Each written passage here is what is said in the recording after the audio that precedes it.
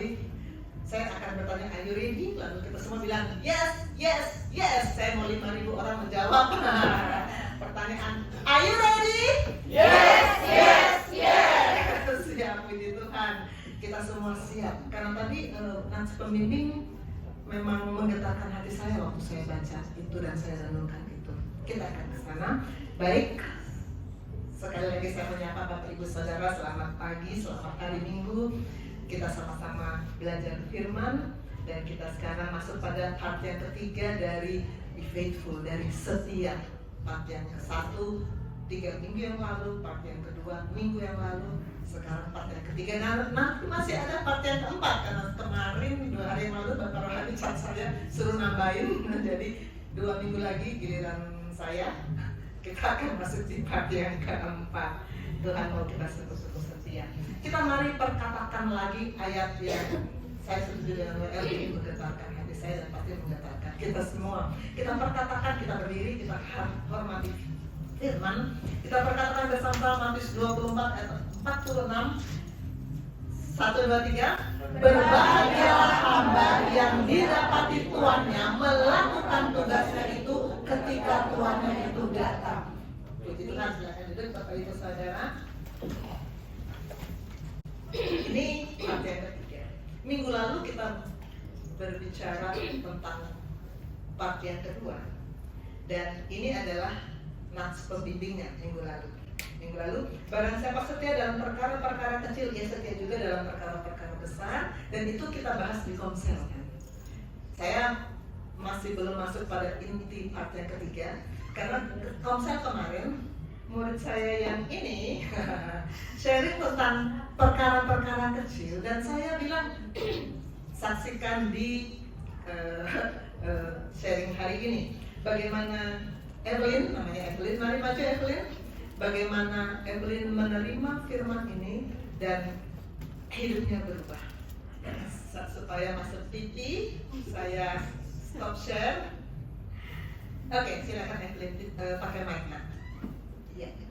Evelyn, bagaimana sharing kamu kemarin tentang perkara-perkara kecil dan Tuhan berikan perkara-perkara besar? Shalom semuanya.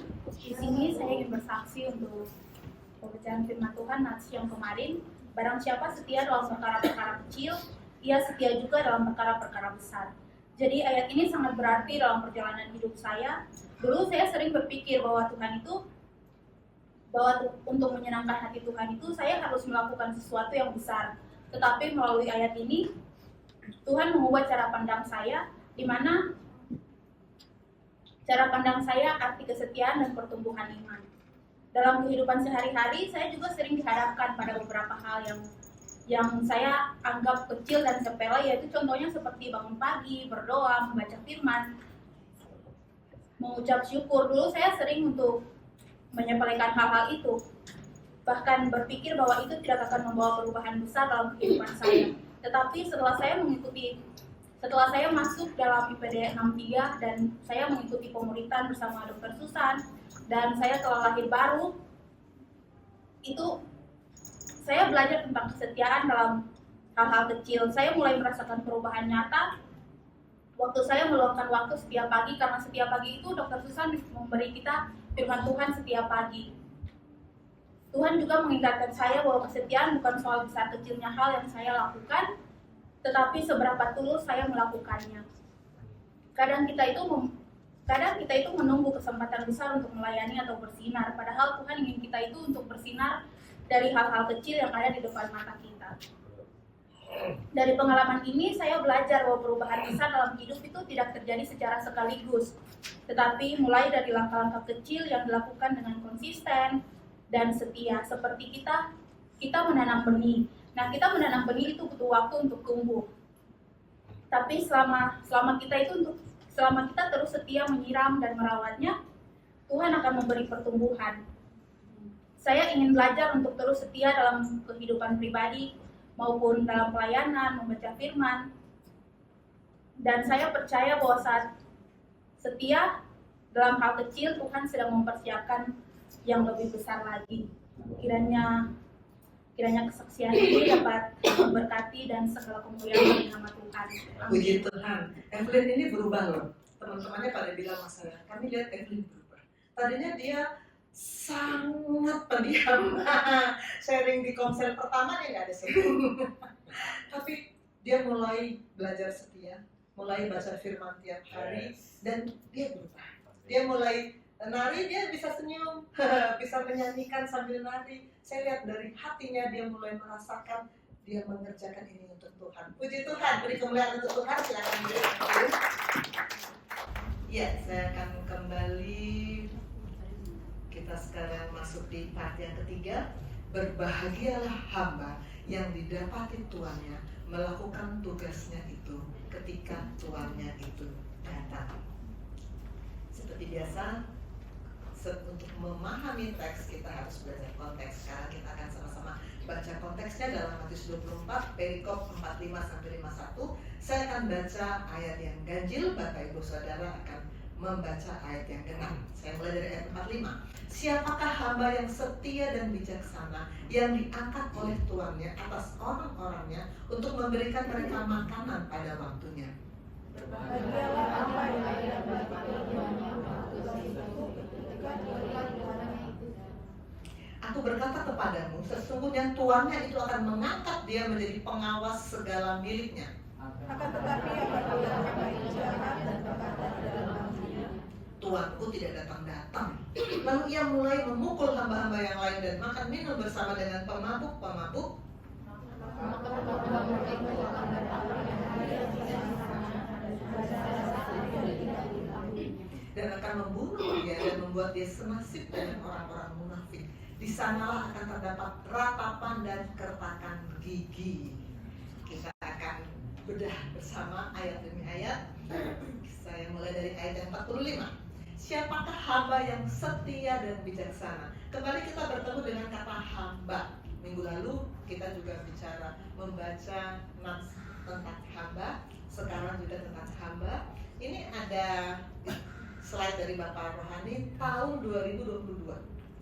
Ketika itu Bapak Rohani mengajarkan kita, yang jemaat lama pasti tahu, bahwa identitas dan fungsi diri dari orang percaya, dari kita semua itu ada 3.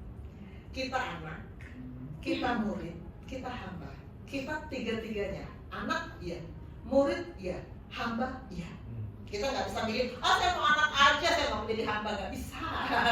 Kita harus tiga-tiganya. Anak, kita mendapat identitas anak ketika kita reborn, lahir baru. Waktu kita lahir baru, murid-murid saya IPD 63 ketika pertama kali ketemu dengan saya sampaikan 4 hukum rohani, saya bimbing untuk terima Yesus lahir baru. Itu penyelarasan tahap 1 di mana roh kita selaras dengan Allah. Namun kita masih punya sifat-sifat daging gitu ya. Maka sepanjang perjalanan hidup kita tiap-tiap hari, kita masuk dalam sanctification, pembenaran tahap kedua, menyelaraskan hidup kita dengan firman. Saat itu kita sebagai murid yang di-reform, kita diajar, kita dilatih, kita didisiplin. Dalam pendidikan murid-murid saya, kalian koas di pendidikan di rumah sakit tempat kalian kepaniteraan, kami juga sebagai murid, saya ajar, saya latih, saya ajar, saya kasih tahu ilmu, saya latih bagaimana melakukan tindakan, dan saya disiplin. Kalau ada yang nggak disiplin, saya disiplin. Murid memang begitu. Murid nggak bisa, saya nggak mau diajar, dilatih, didisiplin, tapi saya mau berstatus murid, nggak bisa. Murid harus menjalani, diajar, dilatih, dan didisiplin. Dan satu lagi identitas kita, hamba. Hamba itu harus berfungsi. Nggak ada hamba yang di rumah tuannya cuma untuk memenuhi rumah, nggak ada.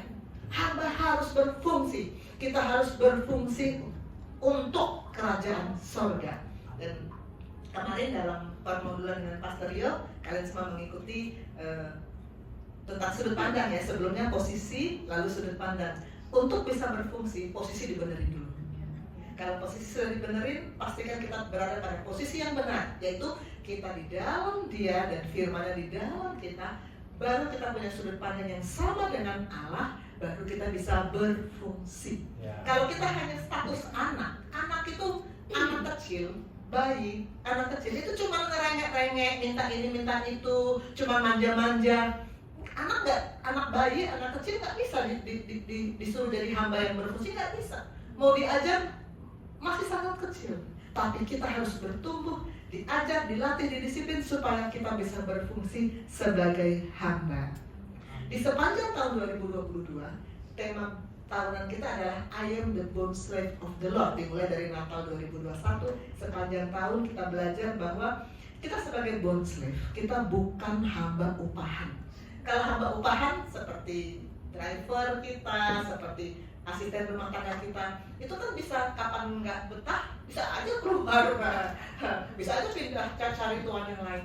Tapi kita ini tidak bisa suka-suka kita pindah-pindah tuan. Karena apa?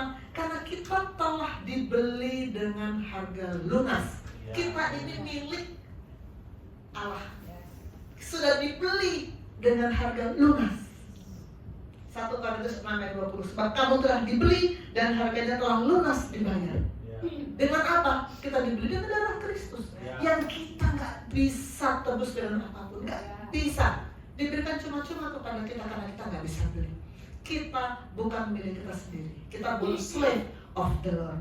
Kita pertama-tama untuk masuk dalam tema setia ini, kita harus sadar betul bahwa kita adalah bond slave of the Lord. Siapakah hamba yang setia dan bijaksana? Our identity, identitas kita, tadi sudah saya katakan, kita kalau punya kartu pengenal, maka identitas kita adalah anak, murid, dan hamba. Itu tiga-tiganya identitas kita. Kita tinggal tambah pas fotonya, boleh ini ya. Mana anakku yang ganteng ini? Boleh juga ini ya. Siapa yang mau kirim ke saya pas foto, saya pasang di situ. Boleh juga ini, nanti kalau ini nggak muncul, papi nanti bilang mana Renner, kok nggak muncul? Dan saya ikutan. Boleh kita pasang foto kita masing-masing di identitas kita. Kita anak, kita murid, kita hamba. Dan sebagai hamba itu pasti punya tuan. Tuan kita itu siapa? Maunya firman. Di Kolose 3 ayat 24, maunya firman, Kristus Tuhan kita, kita hambanya. Maunya firman begitu. Yang kenyataannya kita jalani. Kita periksa hidup kita, periksa hati kita. Kita nih hamba Tuhan kita siapa? Orang Farisi minggu lalu merasa dia hamba Tuhan, tapi surga menilai dia hamba uang. Surga menilai kita hamba apa sekarang? Mari kita periksa hidup kita. Siapakah hamba yang setia dan bijaksana? Setia dan bijaksana. Kalau minggu lalu kita belajar karakteristik hamba setia dan benar, sekarang kita belajar setia dan bijaksana. Setia dan bijaksana. Kita sudah belajar banyak tentang setia. Setia adalah taat terus menerus. Bukan cuma taat sepanjang 1 bulan, bukan cuma taat sepanjang 1 tahun, terus menerus. Dan bijaksana saya buka kamus. Bijaksana adalah selalu menggunakan akal budinya. Berarti orang yang bijaksana itu punya kecerdasan loh. Dia pakai pengalamannya, dia pakai pengetahuannya. Yang nomor 2, pandai dan hati-hati, cermat, teliti. Jadi orang bijaksana itu mempunyai segala yang baik untuk bisa berfungsi. Makanya hamba yang setia dan bijaksana ini akan diangkat oleh tuannya. Ini contoh hamba, budak, yang minggu lalu saya juga sudah singgung. Ada 2 hamba yang berstatus budak di Alkitab yang saya kenal, Yusuf dan Onesimus. Kita bicara sekarang tentang Yusuf karena Yusuf dibahasnya banyak. Kalau Onesimus cuma satu kitab yang pendek saja. Yusuf, saya minta Koas pegang mic. Yusuf ini mula-mula orang merdeka, bukan budak, dia mula-mula, dia anak bapaknya, bahkan anak kesayangan bapaknya, Yusuf. Tapi karena dia anak kesayangan, saudara-saudaranya syirik, maka saudara-saudara tega banget saudara-saudaranya ya. Yusuf itu dijual kepada orang Ismail. Siapa yang mulai baca? Siapa yang pegang ya? Kejadian 37 ayat 27, marilah kita jual dia kepada orang Ismail ini, tetapi janganlah kita apa-apakan dia, karena ia saudara kita, darah daging kita, dan saudara-saudaranya mendengarkan perkataannya itu. Dia dijual ke orang Ismail, kemudian dia dijual di Mesir Kelas berikutnya baca. Kejadian 37 ayat 36. Adapun Yusuf, ia dijual oleh orang Midian itu ke Mesir kepada Potifar, seorang pegawai istana Firaun, kepala pengawal raja. Yang membeli Yusuf namanya Tuan Potifar.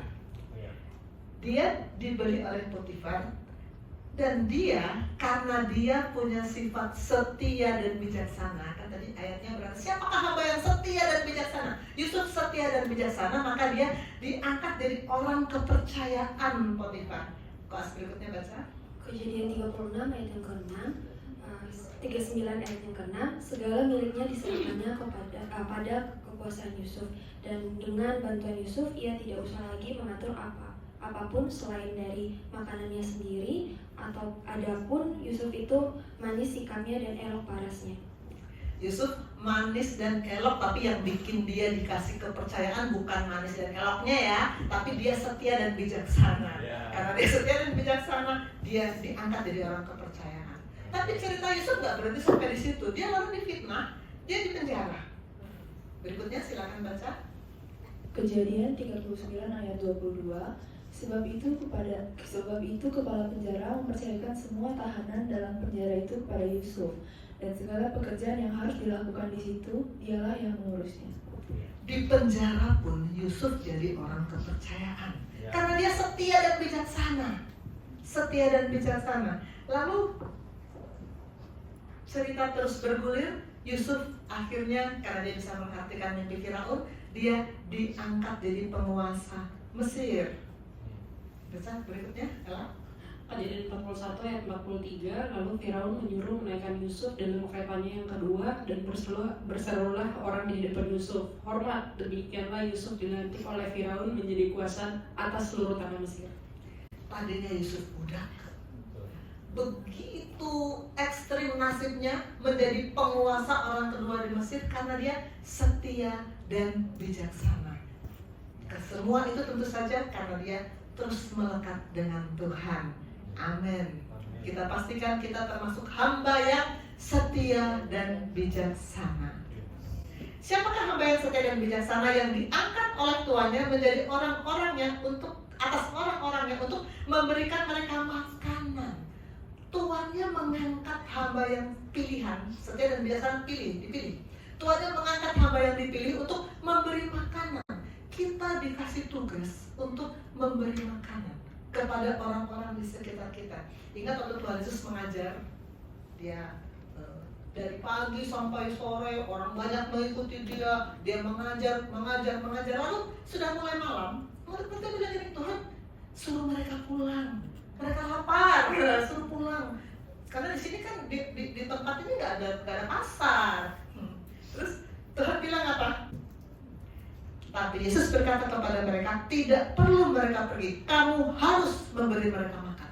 Tuhan mengangkat kita, menyuruh kita memberi makan kepada orang-orang yang Tuhan pertemukan dengan kita. Saya sungguh bersyukur bahwa dalam 2 minggu terakhir ini, saya dengan murid-murid saya sudah mulai melangkah ke pelayanan ke pasien. Dan bahkan dalam pelayanan yang kedua, mereka sudah 2 kali ke pasien. Yang kedua, mereka mulai belajar untuk menyampaikan 4 hukum rohani, untuk mengajak pasien berdoa terima Yesus. Ini luar biasa. Kamu harus memberi mereka makan. Dan saya bilang kepada mereka, doakan orang-orang itu tiap hari. Kita mungkin nggak mengikuti mereka lagi, tapi Tuhan, Paulus berkata, Paulus yang menanam, Apolos yang menyiram, Tuhan yang memberi pertumbuhan. Tuhan yang memberi pertumbuhan. Amin. Kita harus memberi mereka makan. Ayat 46. Berbahagialah hamba yang didapati tuannya, ini next pembimbing kita ya, melakukan tugasnya itu ketika tuannya itu datang. Ini kan tuannya datang kapan? Gak ada yang tahu. Jadi kalau tuannya datang dia sedang melakukan yang lain, tentu tuannya akan menilai dia berbeda. Kita tidak bisa ketika Tuhan kita datang, kita nggak bisa hanya bernostalgia. Tuhan dulu kan saya waktu di IPD Koja, saya pelayan ke pasien. Kalau sekarang ya pembimbingnya soalnya lain. Dosen pembimbing yang sekarang nggak nyuruh-nyuruh kita pelayanan kayak waktu di IPD Koja. Kita nggak bisa hanya berpegang pada nostalgia, dulu kan begini, dulu kan begitu. Saya pernah cerita koas yang tadinya IPD Koja, di sini dia nari, di sini dia bersaksi, sharing. Saya masuk lagi di Koja di stase anak. Saya tanya, kamu masih baca firman tiap hari? Saya cerita ini beberapa sharing yang lalu. Dia menatap saya dengan muka sedih dan dia bilang, dokter, saya sedang banyak masalah. Saya sudah tahu jawabnya. Dia sudah tidak lagi rutin baca firman. Jadi dia kalau ketika itu tuannya datang mengecek hidupnya, dia sedang tidak melakukan tugas yang diberikan kepada tuannya.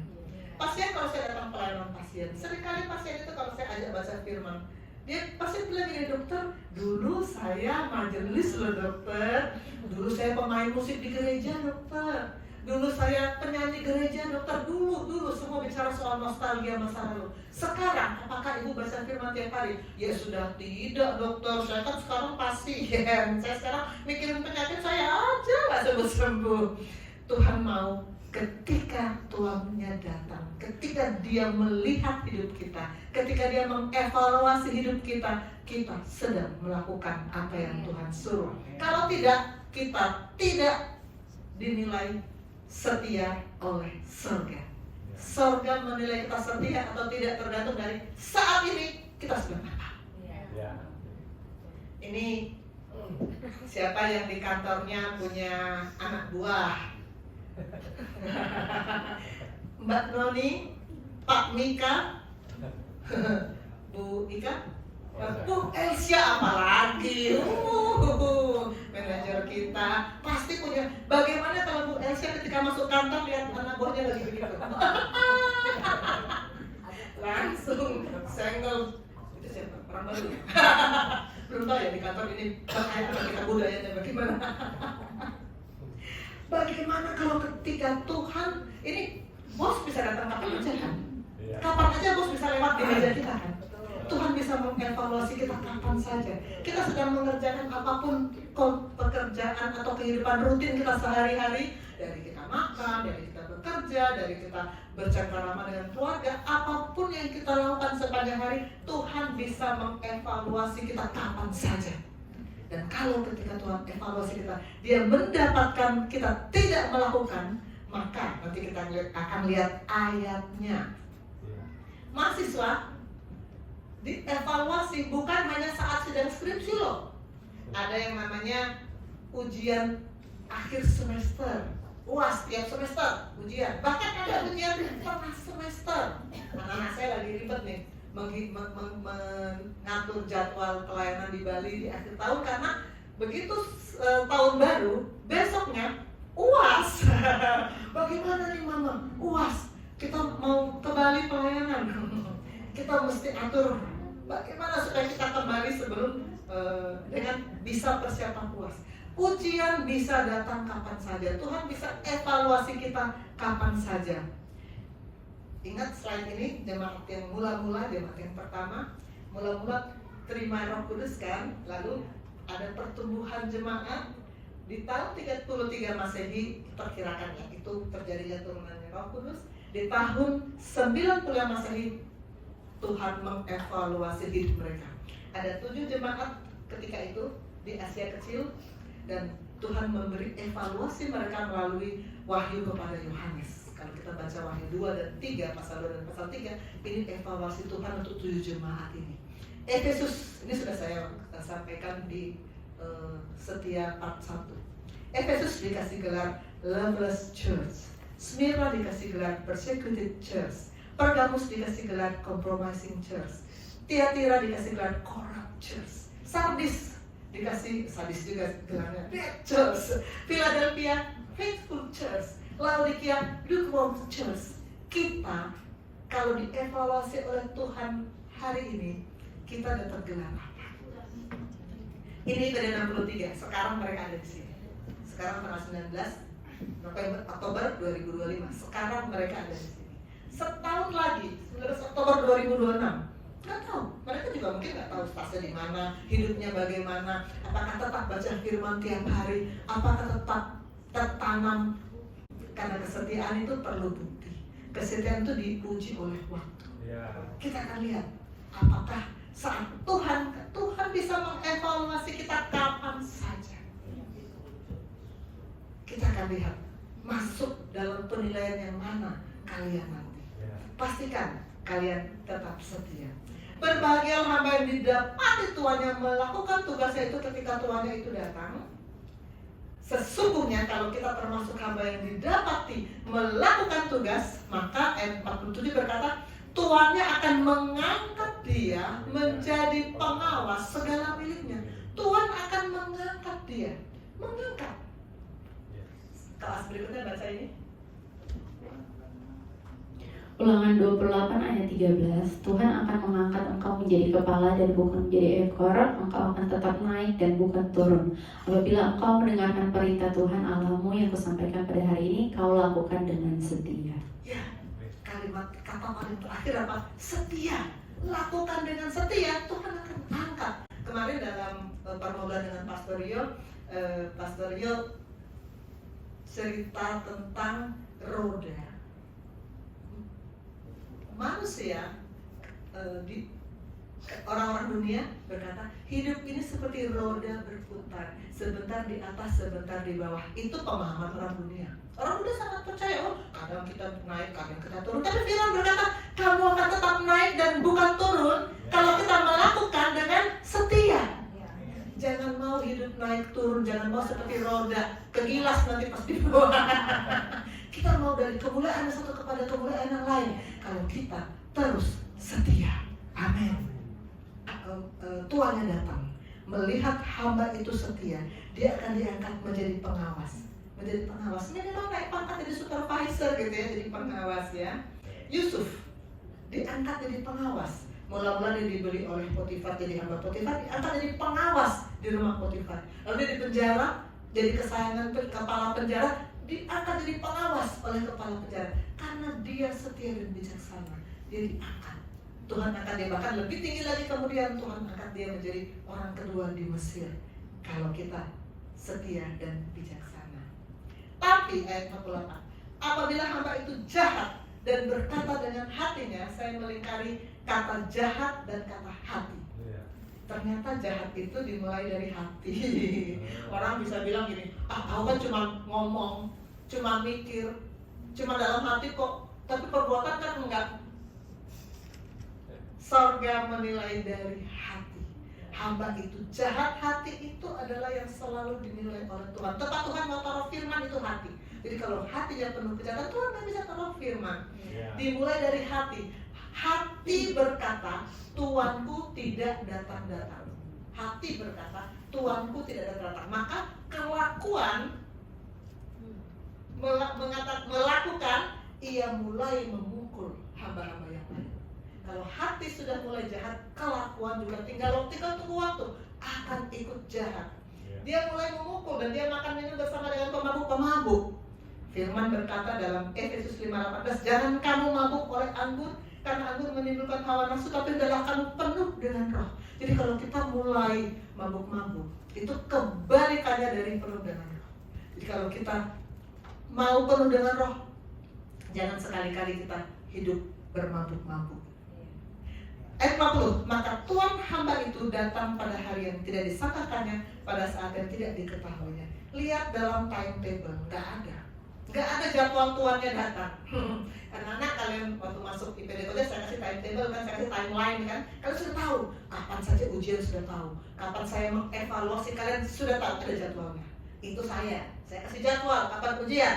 Tapi Tuhan kita tidak kasih jadwal loh. Setiap saat dia bisa evaluasi kita. Bisa ada ujian mendadak. Zamannya saya dulu SMP, SMA, bahkan mungkin SD, guru suka bikin kita kejutan loh. Tiba-tiba sekarang ujian, padahal di jadwal nggak ada. Ujian mendadak. Murid sudah sudah kusut semua kalau sudah ujian mendadak. Tuhan bisa datang pada saat yang tidak kita ketahui. Apakah kita didapati sedang melakukan tugasnya, atau kayak hamba yang tadi yang saya datang sedang Kalau kita kedapatan sedang kayak hamba yang tadi, ia akan membunuh dia dan membuat dia senasib dengan orang-orang munafik. Di sana akan terdapat ratapan dan keretakan gigi. Kalau pada sharing yang part pertama, kita mendapatkan di Wahyu 2 ayat 11 ada kata-kata, siapa bertelinga hendaklah ia mendengar apa yang dikatakan Roh kepada jemaat-jemaat. Barang siapa menang, ia tidak akan menderita apa-apa oleh kematian yang kedua. Artinya barang siapa kalah, dia akan masuk dalam kematian yang kedua. Di sana terdapat ratapan dan keretakan gigi. Apa itu kematian kedua? Ini sudah saya sampaikan di part 1. Kematian kedua adalah nasib akhir bagi mereka yang tidak ada namanya dalam kitab kehidupan. Hamba yang dinyatakan hamba yang tidak setia dan tidak bijaksana, yang kemudian mendapat hukuman di mana terdapat ratapan dan keretakan gigi. Inilah kematian yang kedua. Kalau dalam slide papi ini, kematian yang kedua ini adalah mereka yang masuk di sini, di kekekalan, di neraka kekal. Sedangkan kalau kita didapatkan setia dan bijaksana, kita akan masuk di kekekalan bersama-sama dengan Allah. Hanya ada dua, nggak ada pilihan lain, jalan hanya dua. Sampai di sini jalan terbagi dua, nggak ada terbagi tiga, nggak ada terbagi empat. Hanya ada dua pilihan. Kita pastikan kita ada di jalan yang menuju ke kekekalan bersama Bapa di surga. Amin. Sekarang kita masuk pada why. Tadi what, sekarang why. Mengapa kita harus setia? Minggu lalu kan dalam why mengapa harus setia, 6 orang dari IPD 63 maju. Di sini ternyata ada yang lebih senior, ada IPD 60 dan IPD 62. Lalu Mindy bilang, dokter, saya juga mau menyampaikan kenapa saya harus setia. Dan karena mereka ternyata tetap setia, sampai sekarang masih hadir. Mereka sampai sekarang membuktikan bahwa mereka setia. Begitu nggak? Mari maju. Mindy dan Ella, mari maju. Sharingkan kenapa setia. Dua-duanya maju. Kemarin kenang-kenangnya maju. Ini supaya masuk TV. Saya turunkan slide saya. Oke, siapa duluan? Yang lebih senior.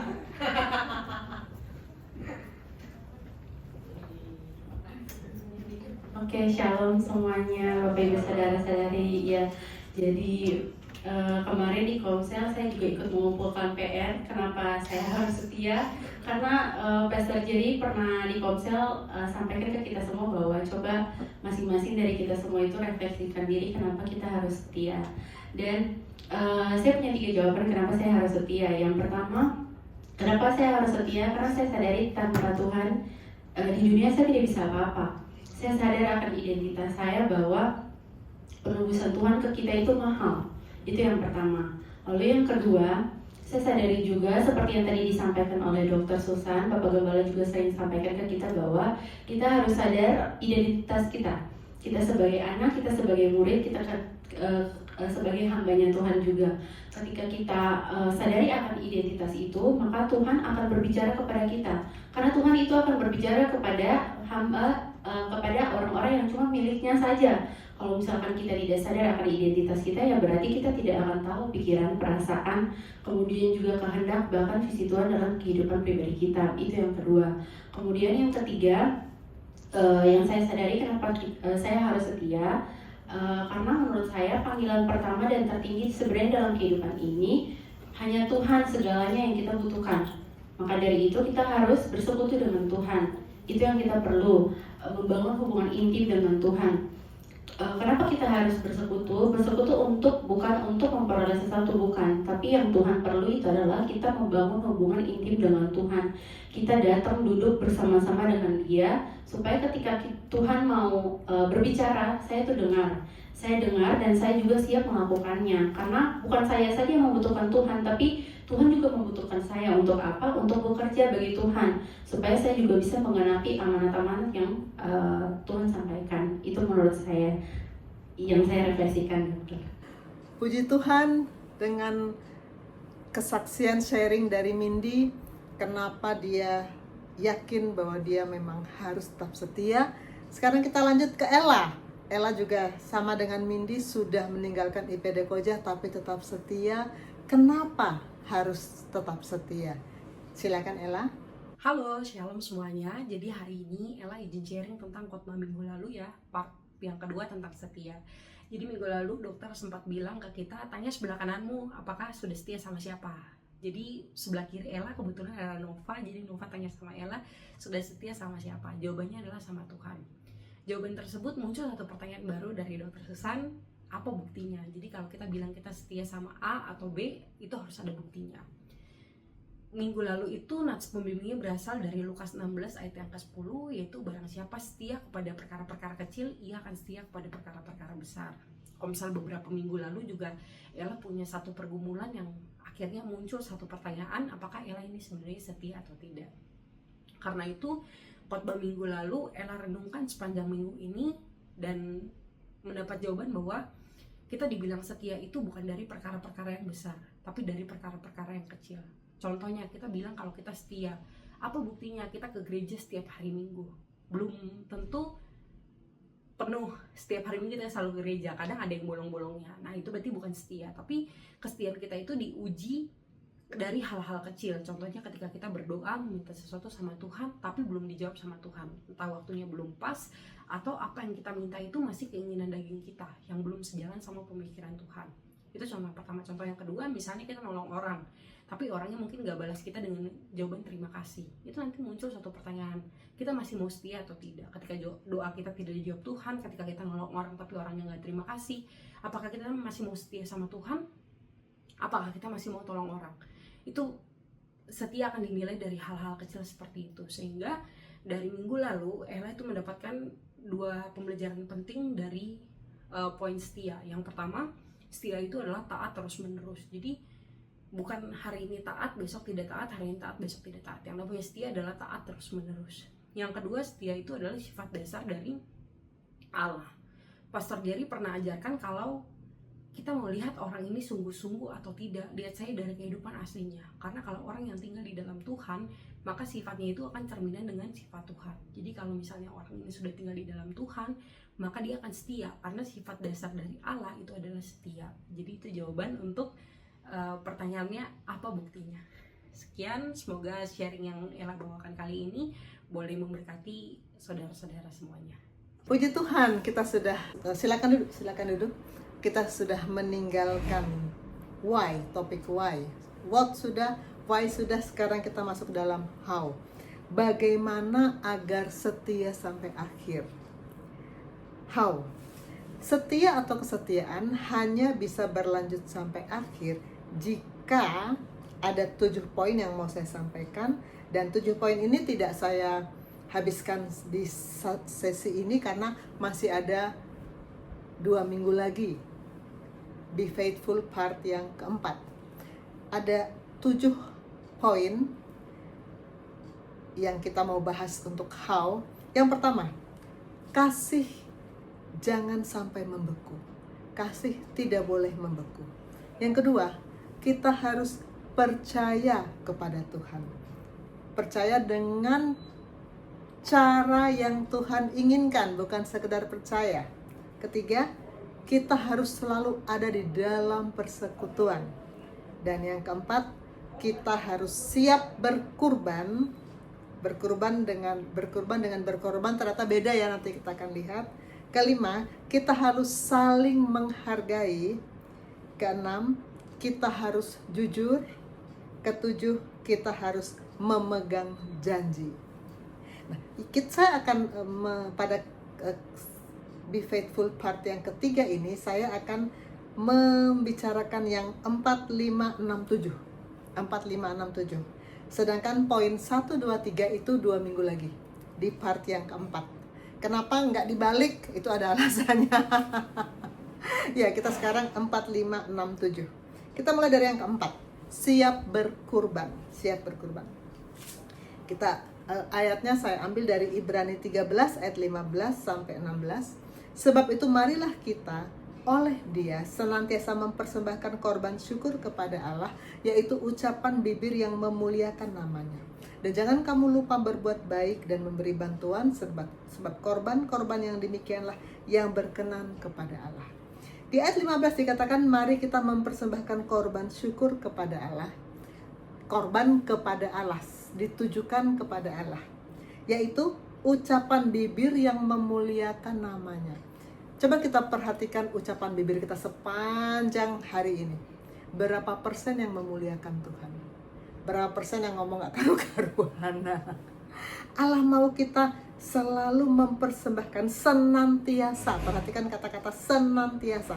Senantiasa mempersembahkan korban syukur kepada Allah, yaitu ucapan bibir yang memuliakan namanya. Allah mau apa yang kita sampaikan selalu memuliakan namanya. Allah gak mau kita ngomong asal-asal yang gak karu-karuan. Ucapan bibir itu menjadi korban syukur kepada Allah.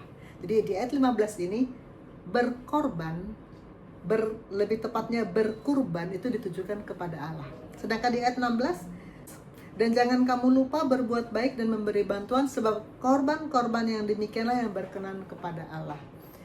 Korban berbuat baik dan memberi bantuan ini ditujukan pada sesama, tapi ini juga berkenan kepada Allah. Jadi ada perbedaan antara kurban dan korban. Saya ambil dari Kompasiana. Saya perbesar ya. Yang pertama kurban. Kurban itu merujuk pada persembahan kepada Allah, atau kalau dalam kepercayaan yang lain, puji-pujian kepada dewa-dewa. Jadi korban itu ditujukan pada yang maha kuasa, yang di atas. Itu kurban. Makanya tadi dikatakan siap berkurban. Sedangkan kalau korban itu mewakili, sebetulnya sih mewakili makna yang serupa, tapi ditujukan bukan kepada Allah, tapi kepada sesama, kepada bangsa dan negara. Jadi di sini dikatakan korban bisa tertuju kepada orang lain maupun tanah air, tapi tidak bisa disamakan dengan kurban yang memang dikhususkan hanya bagi Allah saja. Jadi kalau kurban itu bagi Allah, kalau korban itu hubungan dengan sesama, dengan bangsa dan negara. Saya punya 2 anak. Kalau misalnya ada makanan gitu ya, hanya ada 2, pasti saya dengan bapaknya bilang, udah buat anak-anak aja. Kita berkorban untuk anak-anak, karena memang kita mengasihi anak-anak. Kalau ada kesempatan, misalnya mengikuti pertunjukan atau apa yang hanya untuk 2 orang, pasti kita kasih kesempatan untuk anak-anak. Kita selalu siap berkorban untuk anak-anak. Itu korban untuk anak-anak, juga untuk bangsa dan negara. Di sebaliknya, kurban itu ditujukan kepada Tuhan. Misalnya, Bapak Rohani bilang sama saya dan beberapa orang lainnya, Gereja Masohi membutuhkan dana untuk pembangunan. Itu kurban. Oh Bapak, baik, dengan siap Bapak, kita memberikan kurban untuk Tuhan. Gereja Bali membutuhkan biaya untuk beli bermacam-macam peralatan, sound system, bahkan untuk beli kendaraan. Siap, kita siap berkurban. Itu karena ditujukan kepada Allah. Itu untuk pekerjaan Tuhan. Jadi antara berkorban dengan berkurban itu beda arah tujuannya. Dua-duanya Allah berkenan.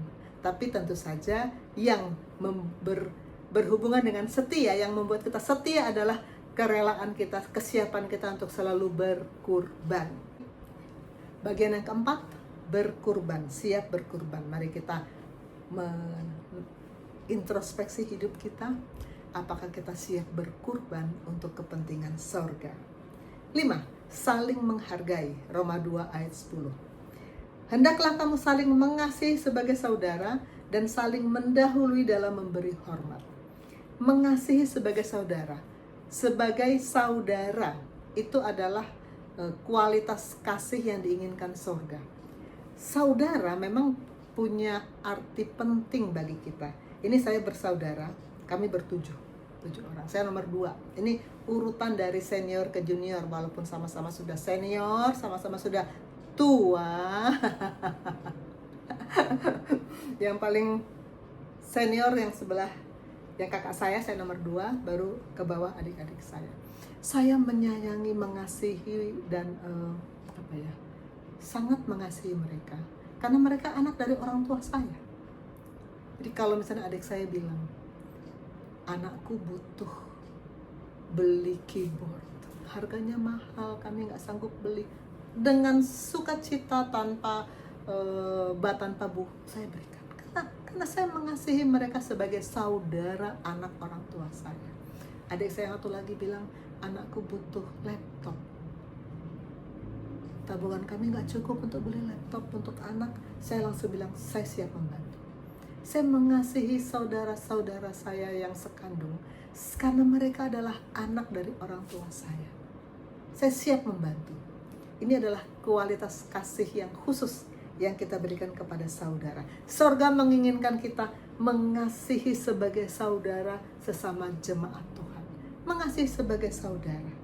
Dan saling mendahului dalam memberi hormat. Dalam memberi hormat ini sebetulnya kan ada tata krama di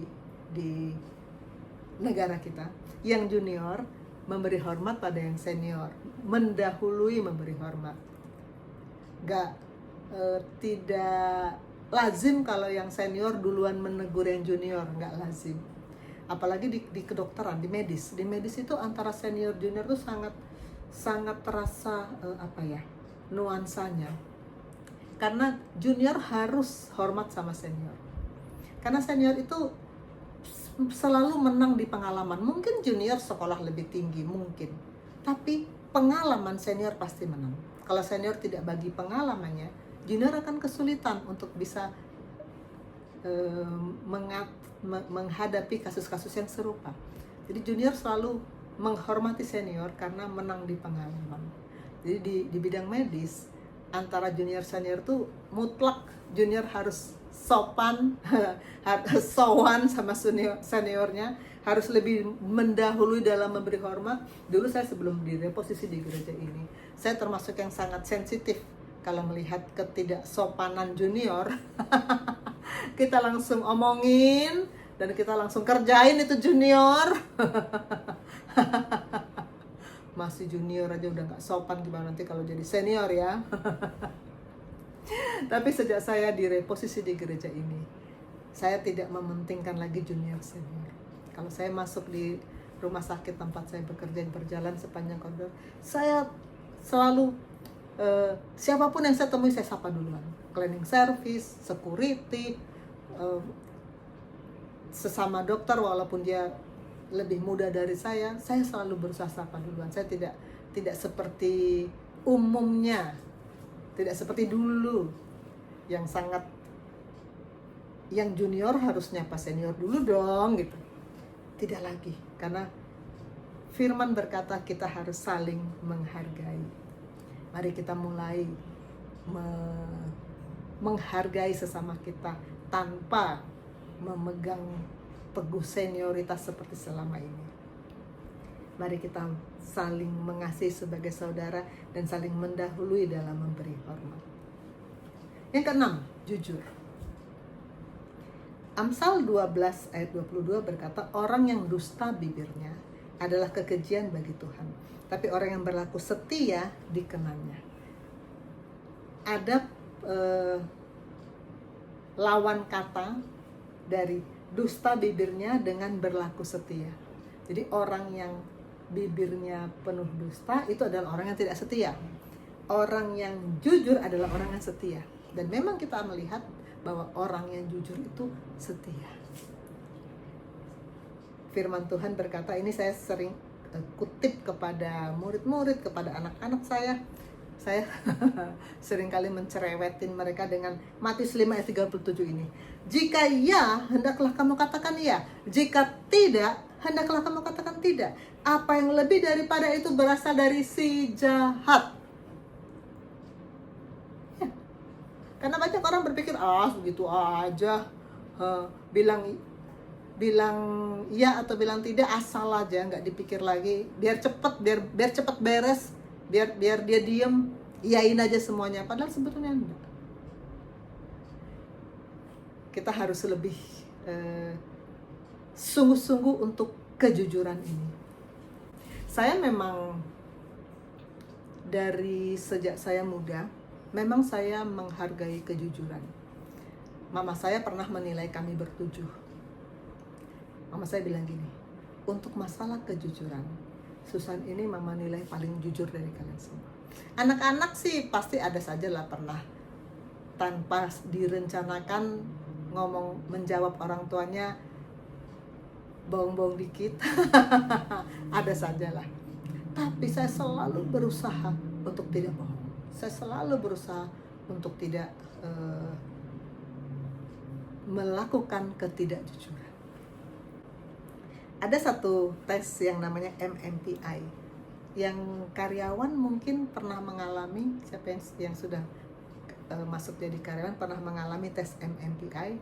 Ini saya waktu naik pangkat dari, saya pegawai negeri, saya sekarang 4E. Waktu saya naik dari 4D ke 4E, saya harus menjalani MMPI. Ini salah satu tes, psikotes, yang memang harus dijalanin untuk bisa naik pangkat yang terakhir. Nah, ketika itu saya jalaninya polos-polos aja, saya pikir formalitas aja, jalanin aja, nggak ada trik apa-apa. Saya menjawab pertanyaan benar-benar seadanya. Semua pertanyaan di MMP itu saya jawab seadanya yang memang terpikir oleh saya. Saya tidak berusaha untuk memberi jaim-jaim, memberi kesan saya ideal, saya gini, saya gitu. Enggak, benar-benar apa adanya. Saat saya menyusun bahan sharing ini, saya membaca tips mengikuti MMPI. Ternyata MMPI itu ada tips mengikutinya. Sediakan fisik yang fresh, jangan lupa sarapan, malamnya tidur pulas, dan kuncinya terapkan kejujuran. Rupanya kalau kita mengikuti MMPI, kita harus benar-benar jujur. Dan memang yang saya jalankan ketika saya menjalani tes ini benar-benar apa adanya. Sama sekali nggak ada strategi supaya nilainya bagus, enggak. Karena memang saya juga menjalaninya, saya pikir ya ini sebagai persyaratan, ya udah saya jalani. Ternyata hasil tes MMPI itu, nilai kejujuran saya ternyata sangat tinggi, hampir 100, sangat tinggi. Saya dinilai punya kejujuran yang sangat baik di tes MMPI. Karena memang saya dari dulu memang selalu jujur, memang sifat yang selalu saya agungkan. Selain karena itu memang firman yang katakan, tapi saya sebagai pribadi memang selalu mau jujur. Saya punya teman ketika tes MMPI hasilnya inkonklusif, nggak bisa dinilai. Kenapa? Lie score-nya terlalu tinggi. Jadi rupanya kalau kita mengikuti MMPI dengan berusaha berstrategi, itu malah dinilai lie score-nya tinggi, malah nggak bisa dinilai, inkonklusif. Tapi kalau kita menjalani apa adanya, ya kalau kita memang jujur, akan dinilai jujur.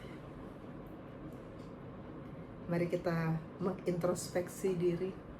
Apakah kita sungguh-sungguh sudah hidup dalam kejujuran? Orang yang jujur, setia. Saya di tempat saya bekerja sudah 27 tahun bekerja. Saya tidak pernah berpikir untuk pindah-pindah, walaupun banyak masalah, banyak kekecewaan, ya. Tapi saya mau bertekun karena tujuan utama saya bekerja bukan untuk mencari uang, bukan untuk mencari popularitas, tapi karena saya mau bekerja untuk kepentingan sorga. Bapa saya yang menempatkan saya di sini. Maka saya harus setia dan saya harus jujur. Amin. Yang ketujuh, pegang janji. Pegang janji. Kalau kita mau setia, kita harus pegang janji. Pengkhotbah 5 ayat 4-5 berkata, kalau engkau bernazar kepada Allah, janganlah menunda-nunda menepatinya. Karena ia tidak senang pada orang-orang bodoh. Tepatilah nazarmu. Ayat 5, lebih baik engkau tidak bernazar daripada bernazar tapi tidak menepatinya. Dikatakan kalau tidak menepatinya, itu bodoh. Tuhan tidak senang kepada orang bodoh yang bernazar tapi nggak menepati. Jadi kalau kita bodoh itu bukan cuma sekedar pengetahuannya kurang, tapi tidak menepati janji, itu bodoh. Lalu kita bilang gini, oh saya nggak pernah berjanji sama Tuhan. Jadi ini ayat bukan untuk saya. Kita sering loh janji sama Tuhan, cuman kita nggak sadar. Masa sih? Ya. Kalau saya perhatikan, kita paling sering berjanji sama Tuhan ketika kita menyanyikan lagu. Ya, menyanyikan lagu. Contoh, ini lagu berjudul Bukti Kebesaran-Mu. Kita dengar sepotong kalimat dalam Bukti Kebesaran-Mu ini. Hidupku menggenapi firman-Mu, tanda mujizat sertai tiap langkah Waktu saya menyanyikan lagu ini, hati saya berdesir. Apakah betul? Aku nih ngomong sama Tuhan. Saat kita menyanyikan lagu ini, kita sedang bicara ke surga. Kita sedang ngomong sama Tuhan. Tuhan, hidupku menggenapi firman-Mu. Kita lakukan nggak? Hari Minggu kita nyanyikan lagu itu. Atau mungkin di hari lain sambil kita melakukan sesuatu, kita nggak sengaja bersenandung, lagunya lagu ini. Apakah yang kita sampaikan itu betul-betul kita lakukan? Ini janji kita sama Tuhan loh. Kalau kita bilang hidupku menggenapi firman-Mu, kita berjanji kepada Tuhan kita mau menggenapi firman. Tuhan Yesus dalam kitab Injil berkali-kali bilang supaya genaplah firman yang berkata, supaya genaplah. Dia selalu menggenapi firman, dan dia mau kita menggenapi firman. Dan kita ngomong sama dia, hidupku menggenapi firman. Tapi apakah betul kita lakukan? Kita harus pegang janji, kita harus lakukan janji kita. Saya undang Nova, Ketua Rohani IPD 63, mau membagikan bagaimana dia ketika menyadari bahwa lagu ini bukan sekedar mengucapkan syair biasa, tapi lagu ini mengandung janji kepada Tuhan, bagaimana dia mengaplikasikan dalam hidupnya. Silakan Nova. Singkat cerita, hari pertama saya melakukan pemuritan bersama bukan hanya guru tapi orang tua saya juga. Kalau dari saya ya Talita, ini orang tua kita juga ya Karya gitu. Dokter Susan. Di situ saya jadi lahir baru. Dan di situ saya mulai membaca firman, setiap harinya merenungkan firman. Tapi setelah seperti yang Dokter Susan bilang, Tuhan itu memberi evaluasi tidak sesuai jadwal. Dia tidak kasih tahu, Nova, besok saya evaluasi kamu ya, tidak.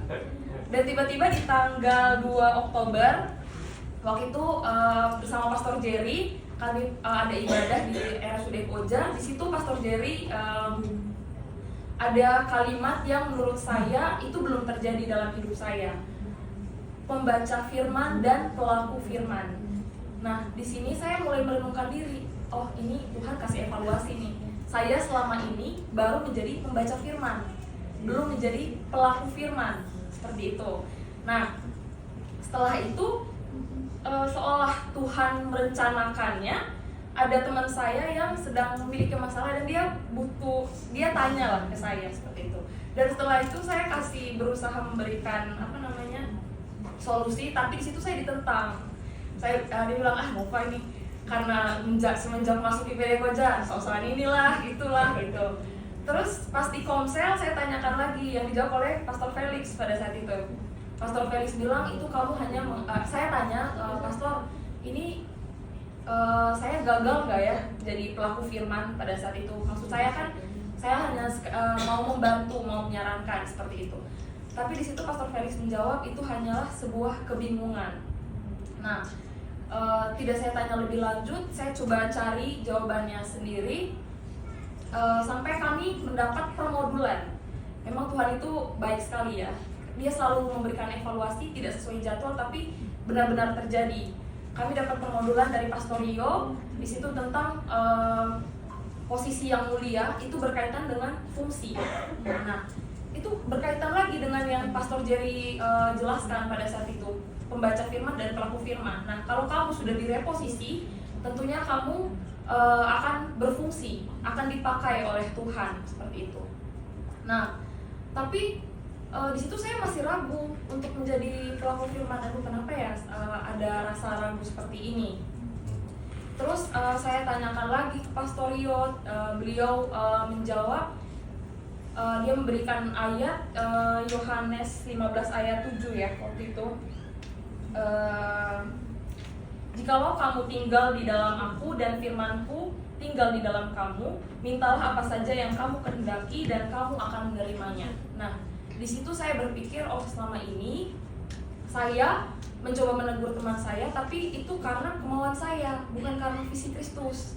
Jadi pada saat teman saya menentang, saya langsung minder, saya ragu seperti itu. Nah, jadi saya bilang ke Tuhan, saya punya keinginan untuk bisa menggenapi firman-Mu, tapi kalau memang belum waktunya, saya pasrahkan kepada Tuhan. Tuhan kasih jalannya, semua sesuai dengan kehendak Tuhan. Nah, kembali Tuhan menjawab. Pada saat itu Dokter Susan chat saya, dia bilang, Nova besok kita melakukan pelayanan ya kepada pasien. Di situ saya langsung berpikir, oh apakah ini jawaban dari doa saya ya Tuhan gitu. Tapi di situ sempat kayak ragu, aduh bisa nggak ya gitu. Tapi kembali saya berdoa pada malam hari itu dan saya berusaha untuk yakin, karena kalau misalnya saya melihat dari sudut pandang yang salah pada saat itu, berarti saya akan menolak ajakan dari Dokter Susan. Nah setelah itu besoknya setelah mengikuti konsulen saya di rotasi yang lain gitu, setelah itu saya ikut dengan Dokter Susan dan kami mendoakan sama-sama pasien waktu itu. Dan entah kenapa Dokter Susan sendiri pun bilang, ini saya baru pertama kali minta koas untuk mendoakan. Dan itu saya yang pertama kali mendoakan pasien, dan puji Tuhannya pasien itu juga menerima. Jadi pada saat itu saya sangat merasakan bukti dari lagu tadi, hidupku menggenapi firman-Mu. Jadi dari kesaksian yang saya berikan, sebenarnya kita tidak perlu menuntut untuk cepat prosesnya, karena Tuhan itu tidak memberikan jadwal untuk mengevaluasi kita. Dan Papi juga pernah bilang, karena saya juga sering tanya, kenapa ya Papi ini kok lama, ini kok gini. Terus dia jawabnya cuma pakai lagu, waktu Tuhan pasti yang terbaik. Nah dari situ saya merasa semuanya itu baik sekali ya. Itu bukan suatu kebetulan, tapi memang itu yang Tuhan rancang, itu visi Kristus sendiri. Semoga kesaksian ini bisa memberkati kita semua. Ya, puji Tuhan, silakan duduk. Saya mau sedikit mengkoreksi tadi. Nova bilang baru pertama kali ini koas saya suruh berdoa, maksudnya doa terima Yesus. Kalau mendoakan pasien sakit, maka kita sudah sering lakukan tiap-tiap grup, itu sudah biasa. Tapi doa mengajak pasien, menantang pasien, terima Yesus sebagai juru selamat, mereka lakukan.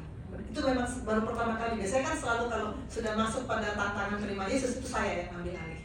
Tapi ini dia terlanjutkan, dan pasiennya mau lagi, pasiennya terima. Dan puji Tuhan, saya sendiri juga ketika itu merasakan sukacita yang luar biasa, bahwa pasti seorang manusia buka hati terima Yesus sebagai Tuhan dan Juru Selamat, maka ini pasti surga bersorak-sorai. Beri kemuliaan bagi Tuhan.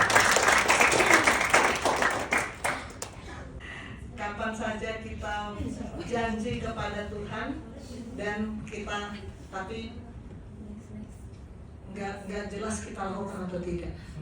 Talita coba nyanyikan yang dilingkari. Ku berjuang sampai akhirnya kau dapat dia, ku tetap setia. Minggu lalu kan kita nyanyikan lagu ini ya. Apakah dari Senin sampai Sabtu kita memang berjuang? Berjuang gak kita? Kan kita bilang kalau Tuhan aku berjuang. Kita benar berjuang gak? Mungkin kita bilang gini, saya mau berjuang tapi musuhnya gak ada. Jadi saya gak berjuang, karena saya gak ketemu musuh. Belanda sudah pergi. Gak mungkin gak ada musuh. Karena 1 Petrus 5 ayat 8 berkata, si setan itu seperti singa yang mengaum-ngaum, jalan kian kemari mencari yang bisa ditelannya loh. Jadi kita yang gak sadar bahwa ada yang mencari-cari kesempatan untuk menjatuhkan kita yang gak sadar. Saya mengundang siapa nih? Feli. Mana Feli? Shalom Bapak Ibu Saudara-saudara semuanya.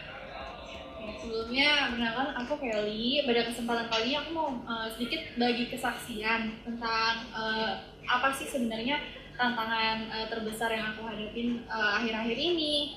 Pasti kita semua punya tantangan lah dalam hidup kita, apapun itu.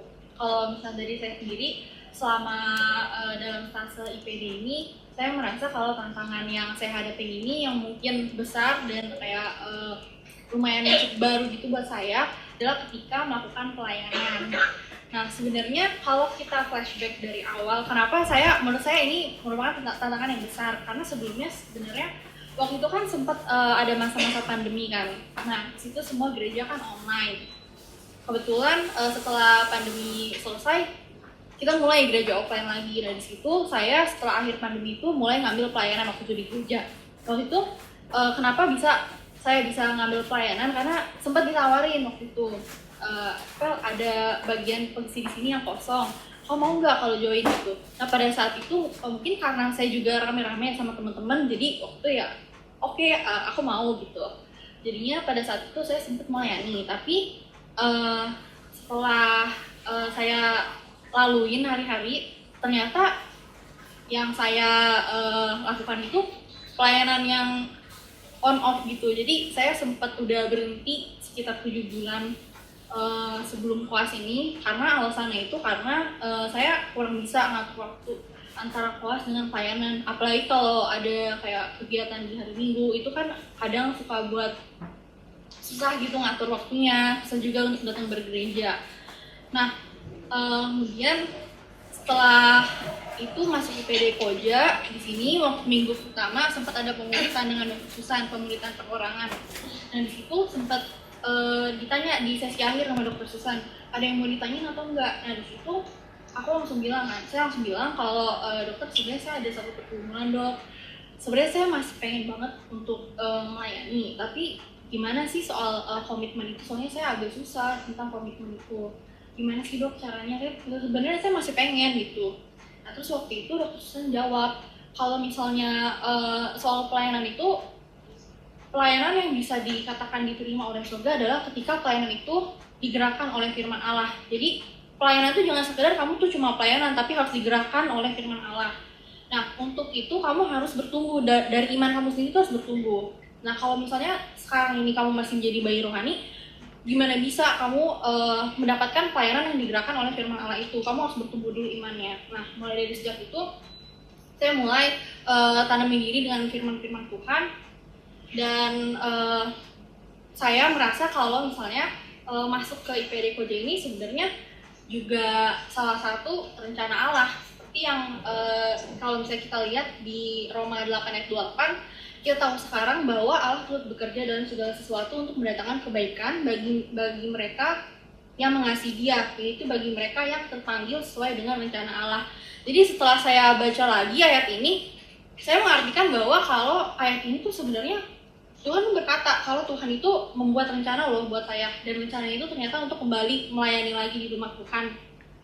Nah, mulai dari sejak itu pelayanan yang saya lakukan bukan cuma sekedar di gereja doang, tapi udah juga ngikutin pelayanan pasien yang tadi seperti teman-teman juga di rumah sakit. Nah, pada awalnya mungkin waktu pelayanan pasien itu pertama kali saya belum pernah, sebenarnya saya juga pernah dengar, tapi maksudnya belum pernah ngelakuin itu. Dan hari itu cuma langsung dipanggil sama dokter mendadak, cuma di briefing doang, bentar kalau kita mau ngelakuin pelayanan pasien. Oke. Ini ada ayat dikasih untuk kalian, nanti kalian tolong sampaikan ayat ini kepada pasien, kalian doakan pasien, kalian kuatkan pasien. Kita langsung mulai doa, langsung mulai hunting ke pasien. Dan itu tuh rasanya sebenarnya saya bingung, apakah saya sebenarnya bisa atau enggak sih ngelakuin itu.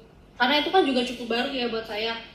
Awalnya ragu, takut banget gimana ya pasiennya bakal nerimanya, reaksi pasiennya itu bagaimana. Tapi ternyata setelah dilakukan, ternyata puji Tuhan lancar waktu itu. Dan menurut saya apapun sebenarnya tantangan yang kita hadapin, apapun sebelumnya yang kita laluin, itu semuanya harus tetap kita perjuangin sebesar apapun tantangannya, sampai pada akhirnya nanti Tuhan dapetin kita tetap setia. Mungkin sekian kesaksian dari saya, semoga memberkati. Ya, beri kemuliaan untuk Tuhan. Kita harus setia dan kita perlu berjuang untuk itu. Oke, Talita yang dilingkari tolong nyanyikanlah. Kita sering sekali nyanyikan lagu ini. Ku renungkan firman-Mu siang dan malam, ku Ku pegang perintahmu dan ku lakukan. Ini janji sama Tuhan loh. Waktu kita nyanyikan lagu ini, kita merasa nggak sadar nggak ini janji sama Tuhan. Kita lakukan atau tidak? Saya undang 2 orang, Dian dan Cornel. Boleh maju Dian dan Cornel. Bagaimana kalian pasti sering nyanyikan lagu ini. Nah, sekarang sesudah masuk IPD Koja, bagaimana kalian bisa sharingkan ketika kalian bukan hanya mendengar firman, tapi juga melakukan firman. Silakan. Shalom semuanya.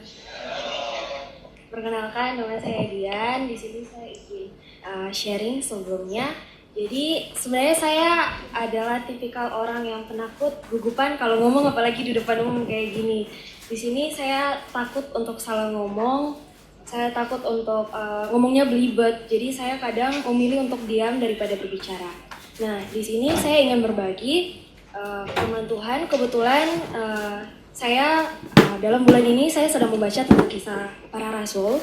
Jadi saya waktu itu berdoa sama Tuhan Yesus. Saya bilang, Tuhan, gimana sih cara Roh Kudus itu bekerja dalam pribadi manusia? Dan akhirnya saya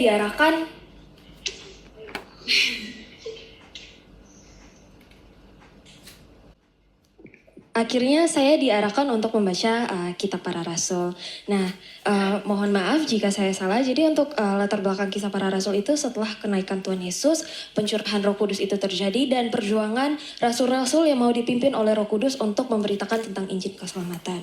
Nah, di sini yang ingin saya bagikan dalam kisah para rasul 4 ayatnya yang ke-29 dengan latar belakang waktu itu tentang doa-doa jemaat.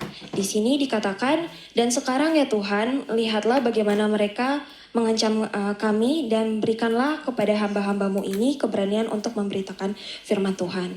Ketika saya membaca ayat tersebut, saya dengan pola pikir saya manusia, saya bilang, kenapa rasul-rasul saat itu tidak meminta kepada Tuhan untuk tenangkan kondisi saat itu kalau tidak merubah hati-hati orang yang mengancam Tuhan saat itu. Tetapi yang mereka minta justru adalah keberanian untuk tetap melakukan perintah Allah.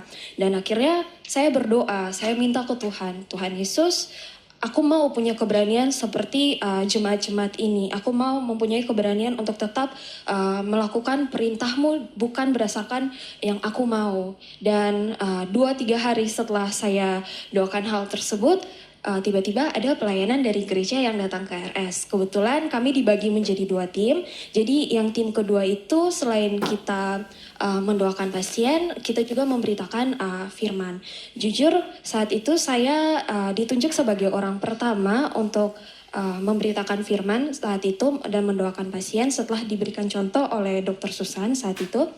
Saya takut salah ngomong, saya takut salah ngomong, belibet, pokoknya semua ketakutan itu datang menghantui saya.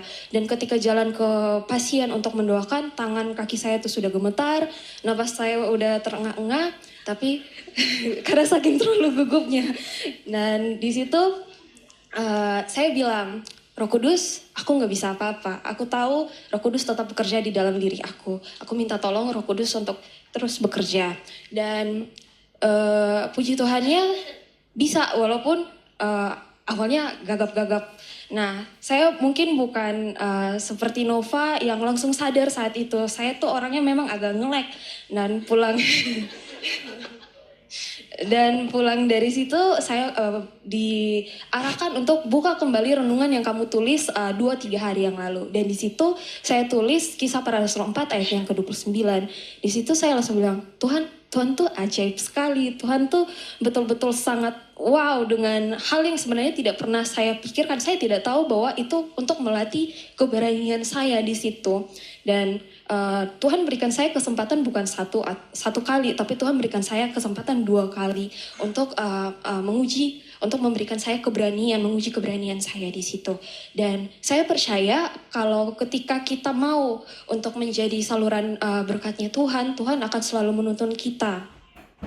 Dan dari pengalaman itu, mungkin itu yang bisa saya bagikan. Semoga ini bisa memberkati semua dan semua untuk kemuliaan nama Tuhan. Ya, Cornel mau lanjut silahkan. Selamat shalom semuanya. Perkenalkan saya Cornel. Di sini saya akan sharing juga terkait pelayanan di rumah sakit bersama teman-teman dan Dokter Susan. Nah, di sini saya sekelompok pelayanannya itu sama Nova tadi yang ketiga ya, kalau nggak salah.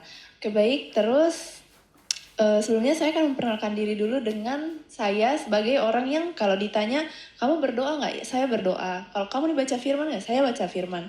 Tetapi waktu pertama kali disampaikan sama Dokter Susan, kayak kalian akan ini ya, bantu saya pelayanan ke pasien-pasien. Saya berpikirnya kayak, ini cuman berdoa sama baca firman ke pasien aja gitu. Kayak ini juga biasa saya lakukan sendiri di kamar.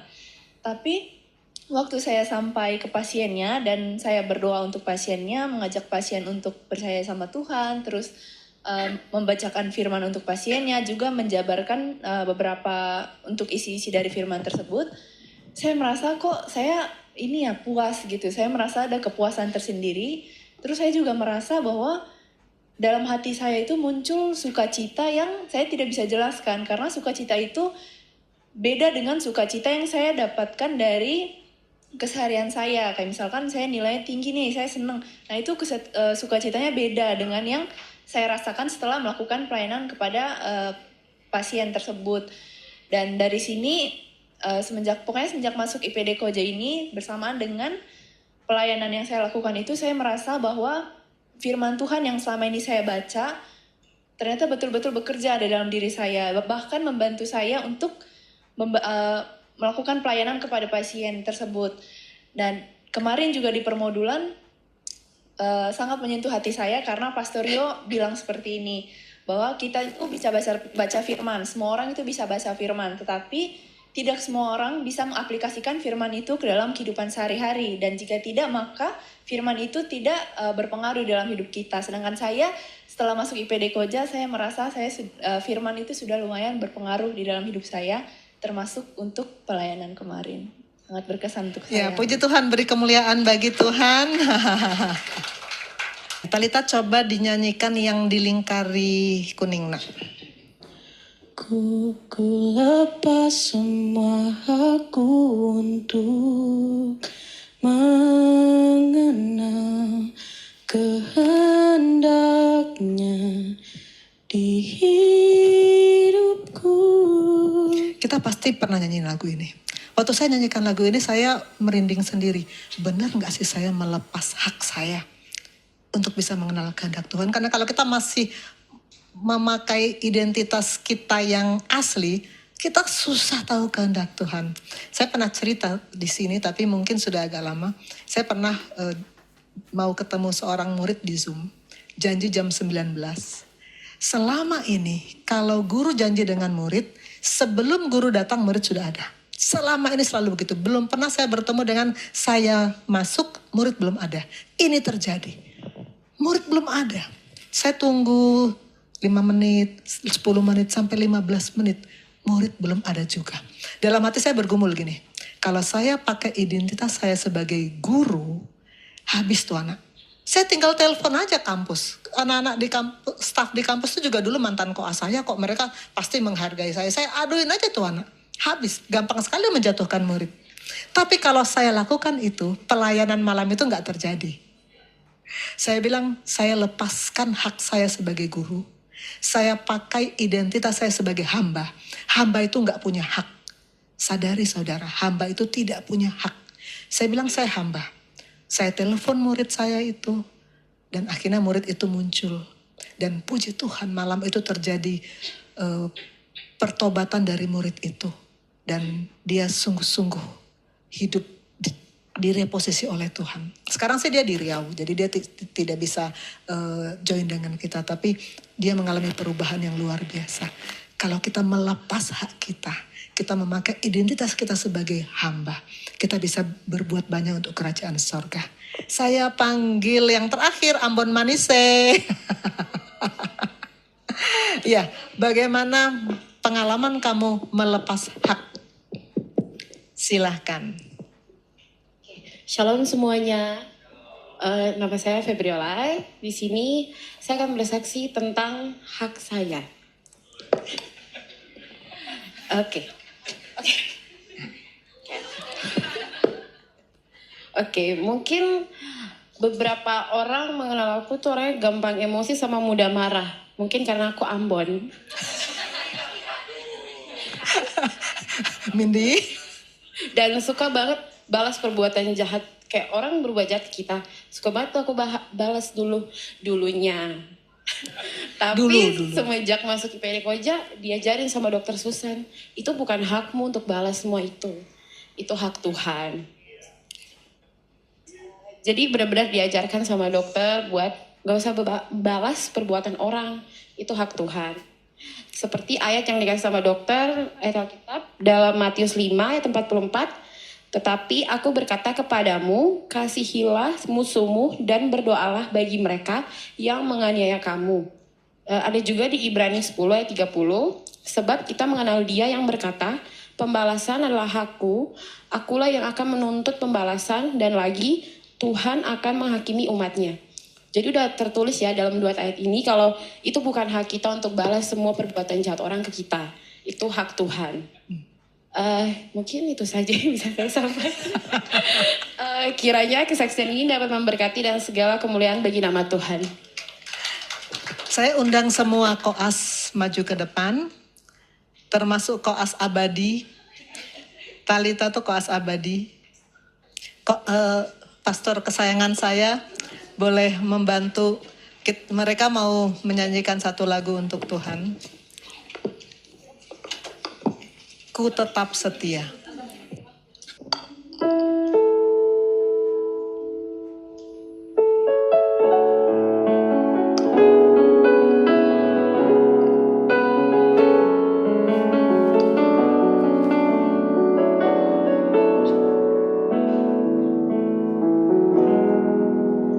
Seperti wanita mengurapimu,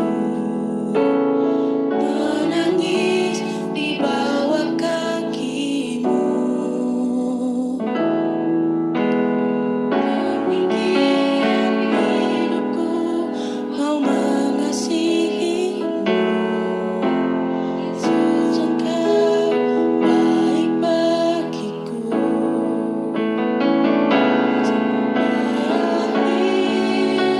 Ku menutup mata, ku tetap setia menanti janjimu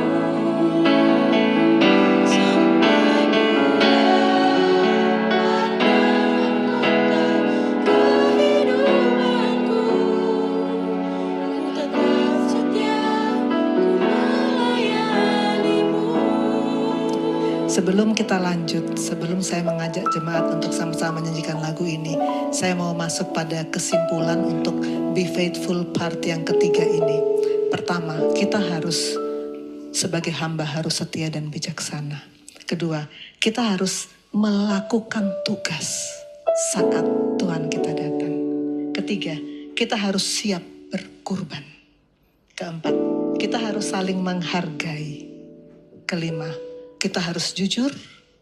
Keenam, kita harus memegang janji.